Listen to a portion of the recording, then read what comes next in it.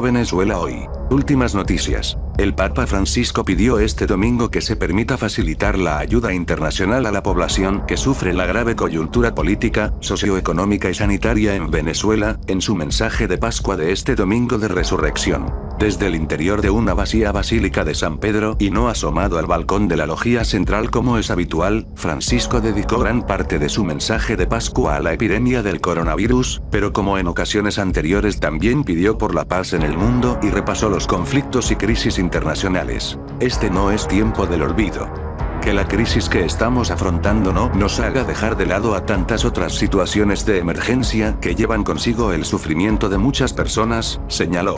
Y entonces pidió que se permita alcanzar soluciones prácticas e inmediatas en Venezuela, orientadas a facilitar la ayuda internacional a la población que sufre a causa de la grave coyuntura política, socioeconómica y sanitaria. Este no es tiempo de la división.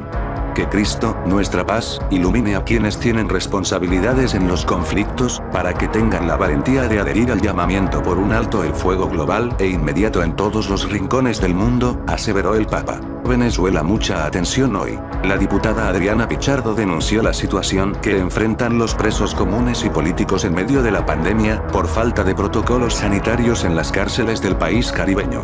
Con condiciones inhumanas, sin alimentos y sin atención médica adecuada, así están los presos. Un caldo de cultivo para que ocurra una tragedia. Presos comunes y políticos serán condenados a menos que se tomen acciones inmediatamente, dijo. Aseguran que el régimen de Maduro miente sobre la crisis en Venezuela. El comisionado para la Organización de las Naciones Unidas, Miguel Pizarro, aseguró que el régimen de Nicolás Maduro miente sobre la crisis que padece Venezuela, más en la actual pandemia. Pizarro, uno de los comisionados designados por Guaidó, agregó: quienes dicen que estamos preparados son los mismos que durante años han negado la realidad que viven los venezolanos. El Papa Francisco se refirió a Venezuela en Domingo de Resurrección. El Papa Francisco pidió este domingo que se permita facilitar la ayuda internacional a la población que sufre la grave coyuntura política, socioeconómica y sanitaria en Venezuela, en su mensaje de Pascua de este Domingo de Resurrección. Pidió que se permita alcanzar soluciones prácticas e inmediatas en Venezuela, orientadas a facilitar la ayuda internacional a la población que sufre a causa de la grave coyuntura política, socioeconómica y sanitaria. Este no es tiempo de la división. Que Cristo, nuestra paz, ilumine a quienes tienen responsabilidades en los conflictos, para que tengan la valentía de adherir al llamamiento por un alto el fuego global e inmediato en todos los rincones del mundo, aseveró el Papa. Venezuela y en otro lado en noticias. Juan Guaidó. El plan de emergencia consiste en aumentar la ayuda humanitaria, sobre todo en el aspecto de salud.